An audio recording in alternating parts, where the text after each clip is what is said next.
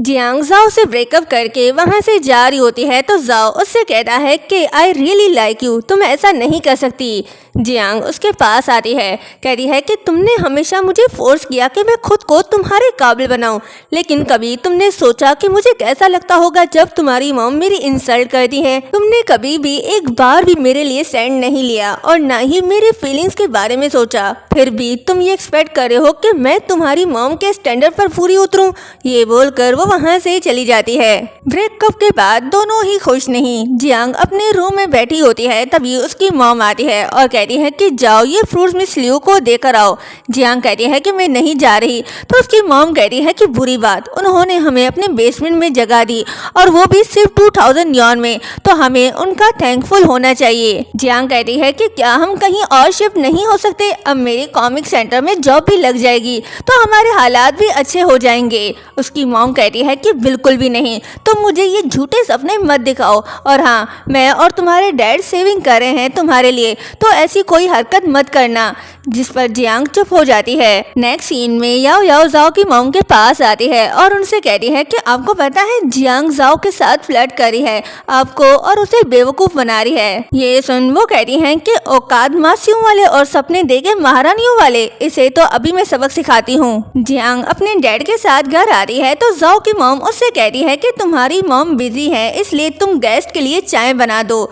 Jiang हाँ कहकर चाय बनाने लग जाती है। जाओ भी वहीं होता है। जाओ की मॉम याओ याओ से कहती है कि तुम अपना ख्याल नहीं रखती, अपना ख्याल रखा करो, सैलून जाया करो, और उसकी तारीफें करने लगती है। तभी जियांग चाय बना कर ले आती है तो जाओ की मॉम कहती है कि ये तो बहुत स्ट्रांग है, अगर याओ याओ ने ये पी लिया तो रात को सो नहीं पाएगी, जाओ दूसरी बना कर ले आओ। जियांग हाँ कहकर दूसरी बनाने चली जाती है। जाओ चुपचाप ये सब देख रहा होता है, वो जियांग के लिए कुछ नहीं करता। जाओ की मॉम जानबूझकर जियांग को तंग करी है, जिसे प्यार करो उसे प्रोटेक्ट भी करो, लेकिन ये हिम्मत जाओ में नहीं। जियांग दूसरी बार चाय बना कर ले आती है तो वो कहती है कि अब तो ये चाय भी नहीं लग रही, तुम इसे चाय कहती हो, लोग क्या कहेंगे कि हमारी फैमिली में एक चाय तक नहीं बनती, जाओ दूसरी बना कर ले आओ। जियांग फिर से चुपचाप चाय बनाने चली जाती है। जाओ को जियांग के लिए बुरा तो लग रहा है, लेकिन वो उसके लिए कुछ नहीं कर पा रहा, चुपचाप बैठकर तमाशा देख रहा है। जब जियांग तीसरी दफा चाय बना कर ले आती है तो जाओ की मॉम जानबूझकर चाय उसके ऊपर गिरा देती है, जिससे जियांग का हाथ जल जाता है। जाओ की मॉम कहती है कि तुम्हें कोई काम करना नहीं आता, छोड़ो, हमें चाय नहीं पीनी।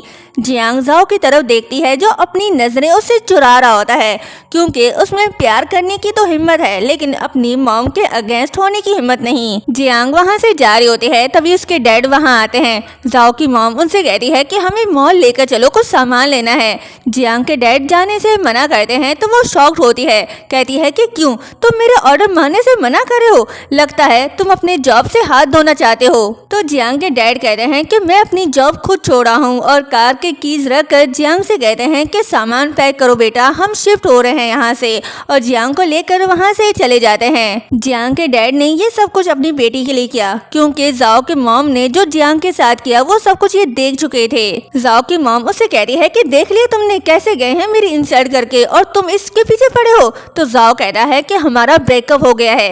ये सुनकर वो बहुत खुश होती हैं और कहती हैं कि फाइनली तुम्हें रियलाइज हो गया कि वो कैसी लड़की है और तुमने उसे छोड़ दिया। तो जाओ कहता है कि मैंने उसे नहीं छोड़ा, उसने आपके बेटे को डंप किया है। जियांग अपनी फैमिली के साथ न्यू घर में शिफ्ट हो जाती है। जियांग की मॉम उसे मास्टर बेडरूम देती है जो बहुत सुंदर था। उसे देखकर जियांग बहुत इमोशनल भी हो जाती है। सामान सेट करने के बाद जियांग खाना बनाती है जो थोड़ा अच्छा नहीं बनता, लेकिन उसकी मॉम कहती है कि हम यही खाएंगे क्योंकि पैसे जाया नहीं करने, और जियांग से कहती है कि तुम बर्तन धो देना, मैं जाओ के घर काम पे जा रही हूँ।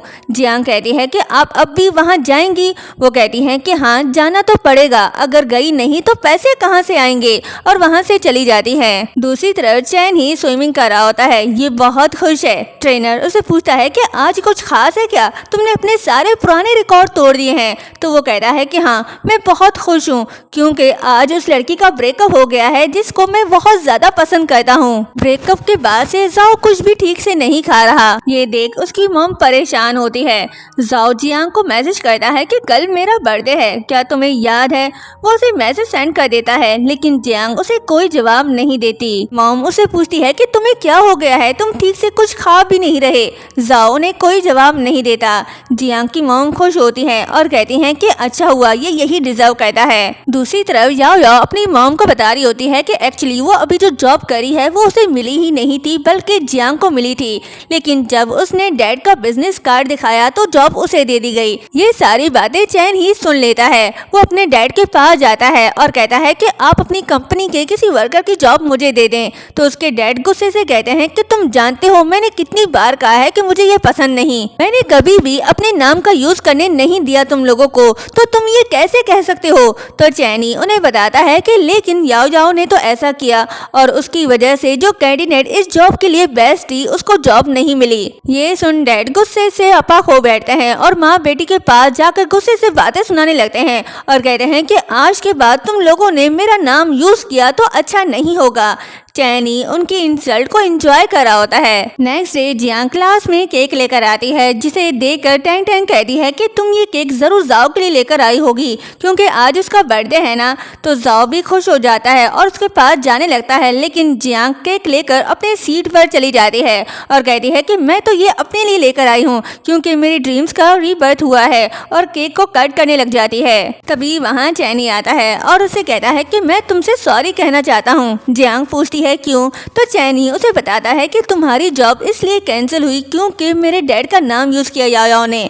तो जियांग कहती है कि कोई बात नहीं, ये तो अच्छा हुआ मेरे लिए, क्योंकि इससे मुझे अपने पैशन का पता चला। चैन ही पूछता है कि मैंने सुना है तुम्हारा ब्रेकअप हो गया है, तो इसका मतलब मेरा चांस है। तो जियांग कहती है कि मुझे फिलहाल अपने आप से प्यार है, तो तुम इंतजार करो अपनी बारी का।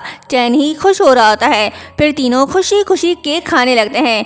ये सब सुन जाओ जेलस फील कर रहा होता है। तभी याओ याओ जाओ के लिए बर्थडे केक लेकर आती है, लेकिन वो खाने से मना कर देता है। याओ याओ कहती है कि ट्राई तो करो। वो कहता है कि मुझे नहीं खाना और वहाँ से जाने लगता है। याओ याओ उसके पीछे जाती है तो जाओ उससे कहता है कि मुझे पता है तुम मुझसे नहीं बल्कि उस चीज से प्यार करती हो जो मैं रिप्रेजेंट करता हूँ। याओ याओ कहती है कि चलो सच बोलती हूँ, तुम्हें लगता है कि लोग बिना किसी फायदे के एक दूसरे की परवाह करते हैं। ये सुन जाओ जियांग को देखता है जो चैनी के साथ बहुत खुश थी। कहता है कि कभी किसी ने मेरे साथ भी ऐसा ही ट्रीट किया था, कभी ये मुझे बहुत प्यार करती थी, वो भी बगैर किसी कंडीशन के, लेकिन मैंने कभी उसकी कदर नहीं की। तभी उसे फ्लैशबैक याद आता है जहां हमें दिखाया जाता है कि जाओ की बर्थडे पार्टी होती है। उसकी मॉम ने उसका फेवरेट चॉकलेट केक नहीं मंगवाया था, बल्कि उसकी जगह क्रीम केक मंगवाया था, क्योंकि वो गेस्ट को बहुत पसंद था। तो वो मूड ऑफ करके बाहर जाता है, जहां जियांग उसका फेवरेट चॉकलेट केक लेकर आती है और उसको बर्थडे विश करती है, जिससे वो बहुत ज्यादा खुश हो जाता है।